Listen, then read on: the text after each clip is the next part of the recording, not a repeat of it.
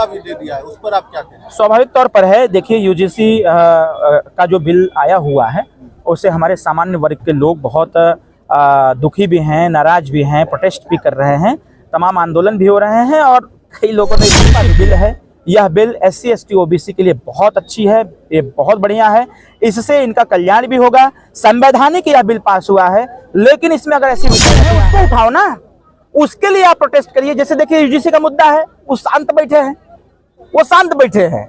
UGC में जो विसंगतियां हैं उसको कौन उठा रहा है? भारतीय जनता पार्टी के जो कार्यकर्ता पदाधिकारी हैं, जिनको लग रहा है कि हमारे अधिकारों का हनन हो रहा है, वही उठा रहे हैं। समाजवादी पार्टी काहे नहीं बोल रही? इस पे नहीं बोलेगी, इस पे वो धक्का मुक्की पुलिस से नहीं करेगी। बलदेव जी के जयंती पर आज जखनिया विधानसभा में आप आए हैं, क्या कहेंगे? सबसे पहले तो आप सब लोगों को बहुत बहुत बधाई, ढेर सारी शुभकामनाएं। चक्रवर्ती सम्राट राष्ट्रवीर राजभर महाराजा सुहेलदेव राजभर जी की जयंती पर आप सभी पत्रकार भाइयों को भी मैं धन्यवाद देता हूं। जखनिया विधानसभा के हमारे माननीय विधायक बेदीराम जी बैठे हुए हैं। इनके नेतृत्व में जखनिया का सर्वांगीण विकास का जो क्रम है उसको लगातार जारी भी किया गया है।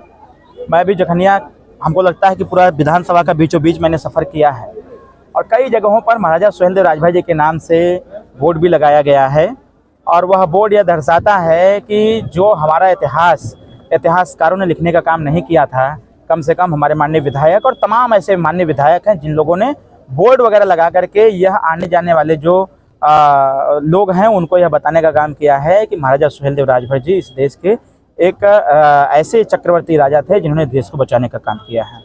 यह कार्यक्रम आज से नहीं, यह कार्यक्रम 23 जनवरी से ही लगातार चल रहा है और बसंत पंचमी के अवसर पर महाराजा सुहेलदेव राजभर जी की जयंती मनाई भी जा रही है। इसके साथ साथ बसंत ऋतु भी चल रहा है और जब तक यह बसंत ऋतु चलेगा तब तक महाराजा सुहेलदेव राजभर जी की जयंती का आयोजन और कार्यक्रम लगातार चलता रहेगा।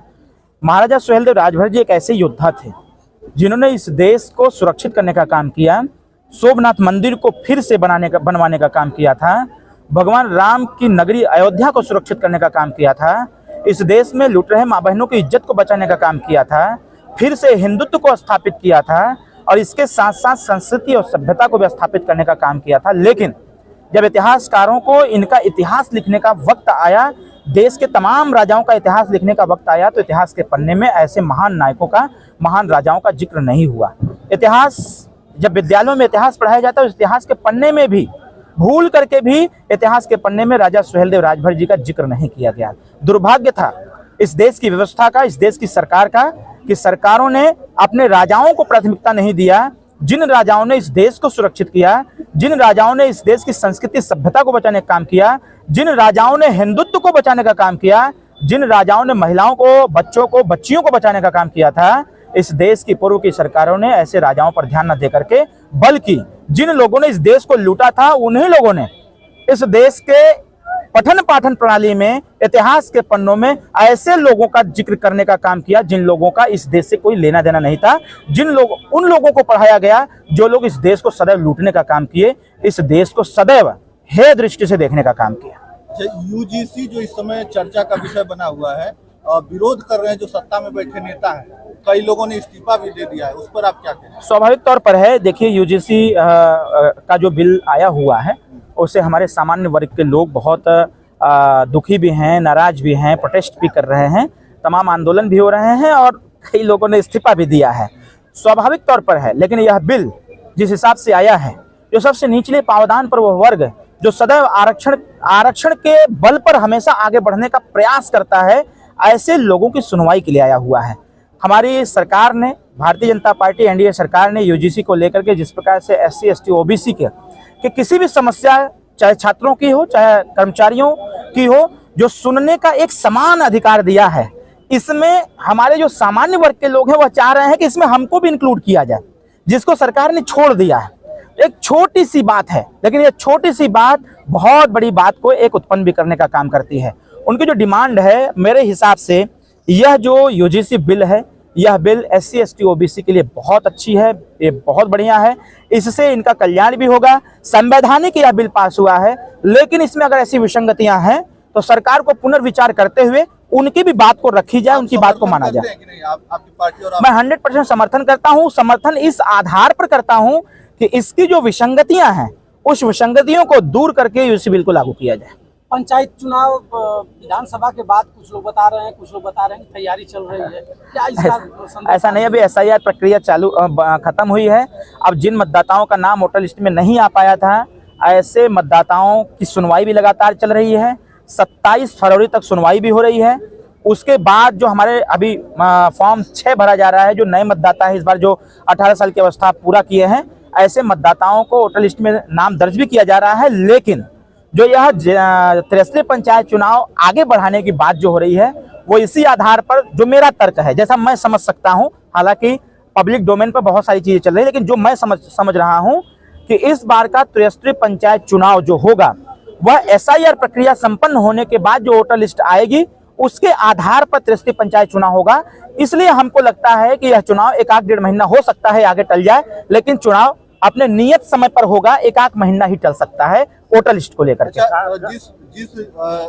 जिस पार्टी की शुरुआत सारनाथ के उस ग्राउंड से हुई, महाराजा सुहेलदेव पार्क से हुई, और उसी पार्क से जो है अभद्र भाषा का प्रयोग किया जाता है नेताजी, क्या कहें? देखिए, ये कहीं ना कहीं उनकी हताशा है, निराशा है। मैं भाई, वो भी माननीय मंत्री जी हैं, उनको इस प्रकार से नहीं करना चाहिए था, क्योंकि आप पर्टिकुलर हमारे लिए कह सकते थे। मैं जो कुछ भी हूँ, हो सकता है उनका राजनीतिक क्षति कर रहा हूँ मैं। अब भाई, हमारा काम करने का तरीका अलग है। हम पार्टी हैं, हम पार्टी के मालिक हैं, वह किसी पार्टी में है, उस पार्टी के वो कार्यकर्ता हैं। तो कार्यकर्ता और मालिक में जमीन आसमान का अंतर होता है। कार्यकर्ता को उतना ही तवज्जो दिया जाता है जितना उनको देना चाहिए, और जो मालिक होता है, हम NDA के हकदार हैं। मुझे एक यह लगता है कि उनका फ्रस्ट्रेशन उस दिन से बढ़ गया जिस दिन से समस्त NDA भारतीय जनता पार्टी कार्यकर्ता, विधायक, सांसद, मंत्रियों को बुलाया गया था लखनऊ में, और उसमें माननीय मंत्री जी मुख्य मंच पर बैठे हुए थे, और जिन्होंने सारनाथ से अभद्र भाषा का प्रयोग किया वह व्यक्ति सामने बैठा हुआ था। हमको लगता है कि हो सकता है उसके वजह से फ्रस्ट्रेट हुए हों, लेकिन ऐसे भाषा का प्रयोग नहीं करना चाहिए था। वह स्थान एक ऐसा स्थान है जो प्रेरणा देता है, और वह जिस पार्टी में है, अगर वह अपने शीर्ष नेतृत्व की बात नहीं मानते हैं तो इसका मतलब कि समाज को गुमराह करने का काम कर रहे हैं। उनके शीर्ष नेतृत्व, उनके पार्टी के शीर्ष नेतृत्व और हम सबके अग्रज माननीय नरेंद्र मोदी जी ने, माननीय प्रधानमंत्री जी ने अयोध्या से एक बात बोला था कि देश विकसित तभी होगा, देश तरक्की तभी करेगा जब देश महाराजा सुहेलदेव राजभर जी के आदर्शों पर चलेगा। तो इसका मतलब कि माननीय प्रधानमंत्री जी की बात को वो नहीं मानते हैं। इसलिए जो हमारे आदर्श पुरुष हैं, जिनसे हम लोग सीख करके, हम जैसे युवा क्रांति का रूप लेते हैं, जिनको पढ़ करके हम लोगों के अंदर एक ऐसी ज्वाला भभकती है कि इस देश के लिए कुछ कर जाएंगे, हिंदुत्व को स्थापित करके कुछ कर जाएंगे, इसकी रक्षा के लिए हम कुछ भी कर जाएंगे, संविधान की रक्षा के लिए कुछ भी कर जाएंगे, उस स्थल से कोई व्यक्ति खड़ा होकर के ऐसे अभद्र शब्दों का प्रयोग करे, यह कहीं ना कहीं शोभनीय नहीं है। मैं इसकी निंदा करता हूं, और समाज से कहूंगा कि इसका मुंहतोड़ जवाब भी देने की आवश्यकता है कि ऐसे भाषा का प्रयोग दोबारा वो न कर पाए। आरोप लगा रहे हैं कि आपके पास 1000 करोड़ संपत्ति। गलत बोल रहे हैं, 40,000 करोड़ रुपया जी। उसको लेकर क्या खुलासा करना चाहिए? मैं खुलासा यही करना चाहता हूं, अगर उनको 1,00,000 करोड़ रुपया चाहिए तो मेरे दरवाजे पर आ जाए, उनके 1,000 रुपया मैं देने के लिए तैयार हूँ। बनारस में जो मूर्तियां तोड़ी जा रही है, मुख्यमंत्री जी कह रहे हैं कि AI वाला वीडियो है, क्या आपने समीक्षा किया? सही में AI वीडियो है कि? हम बनारस कहाँ गए थे महाराज? छोटा सा अभी मैं बनारस नहीं गया था। हाँ, हालांकि मैंने पता किया है, यह चीजें विपक्ष द्वारा जो चीजें नहीं हैं उसको भी प्रचारित और प्रसारित किया जा रहा है। क्यों नहीं जाने दिया उन लोगों को? मतलब हर जगह रोक दिया गया। अब जाकर के जैसे अब जरा सोचिए, वो जहाँ जा रहे हैं बवाले काट रहे हैं जहाँ। अरे भाई ठीक है, अब आपके जाने से मूर्ति थोड़ी लग जाएगी, जो सरकार करेगी वही होगा। अब वो जा करके वहाँ राजनीति करना चाहेंगे, धर्म को राजनीति का हिस्सा नहीं करना चाहिए ना। आपको सूचना नहीं है कि मतलब तोड़ी गई है? ना, मेरे को सूचना है, मैंने पता किया है। मैं क्या बता रहा हूँ, एक दिन मैं अकेले जाना चाहता हूँ वहाँ पर बिना लालच करके, और सही बताएं तो एक दिन हम गए भी थे। आपको आज बता रहा हूँ, मैं एक दिन गया भी था, मैं और मेरा एक छोटा भाई है, बड़ा भाई, मैं दोनों लोग गया, और उसमें पूरा मैं घूमा। कहीं ऐसी कोई बात नहीं है। यह समाजवादी पार्टी के लोग, एजेंडा तो कुछ बचा नहीं है, क्योंकि उनको रोजगार पर बात करनी नहीं है, बच्चों की शिक्षा पर बात करनी नहीं है, बच्चियों की शिक्षा पर बात करनी नहीं है। भाई सरकार को आईना दिखाने का काम कौन करता है? उन्हीं से जरा पूछिएगा तो वो कहेंगे विपक्ष। तो विपक्ष क्या कर रहा है? विपक्ष आज जो जेन्युइन मुद्दे हैं उसको उठाओ ना, उसके लिए आप प्रोटेस्ट करिए। जैसे देखिए UGC का मुद्दा है, वो शांत बैठे हैं, वो शांत बैठे हैं। यूजीसी में जो विसंगतियां हैं उसको कौन उठा रहा है? भारतीय जनता पार्टी के जो कार्यकर्ता पदाधिकारी हैं, जिनको लग रहा है कि हमारे अधिकारों का हनन हो रहा है, वही उठा रहे हैं। समाजवादी पार्टी काहे नहीं बोल रही? इस पे नहीं बोलेगी, इस पे वो धक्का मुक्की पुलिस से नहीं करेगी। उनको बस वो मुद्दा चाहिए कि जिससे जनता का कोई लेना देना ना हो। एक छोटा सा सर हमारा क्वेश्चन, 373 विधानसभा में बेदीराम जी विधायक, इस क्षेत्रवासियों को, इस ग्रामवासियों को आप अपनी तरफ से क्या शुभ संदेश देना चाहते हैं? अरे भैया, विधायक इनको मैंने किस लिए बनाया है? इस क्षेत्र के विकास के लिए। हम तो बस इतने कहेंगे कि माननीय मुख्यमंत्री जी बोले थे कि एक्स्ट्रा 5 करोड़ रुपया देंगे, अभी तक नहीं आया है। कुछ माल आ जाता इधर तो हमारे विधायक जी कुछ और काम कर लेते, लेकिन बहुत सारी ऐसी चीजें हैं जिसको हम लोग अल्पसंख्यक विभाग से, पंचायत राज विभाग से विधायक जी खुद लगे हुए हैं कराने के लिए। आगे बढ़ भी रहा है। अभी मैं आ रहा था, मैं देख रहा था उधर कोई कुछ बन रहा था, तो कहीं न कहीं माननीय विधायक जी के नेतृत्व में विधानसभा जखनिया का विकास हो रहा है और आने वाले समयों में इनको जैसे जैसे अवसर प्राप्त होते रहेंगे वैसे वैसे इस क्षेत्र का कल्याण होता रहेगा। अच्छा, हमारे आने से विकास हो रहा है कि नहीं? हो गया? सर बोल रहे हैं कुछ इनके आने से विकास हो रहा है, ये तो बोल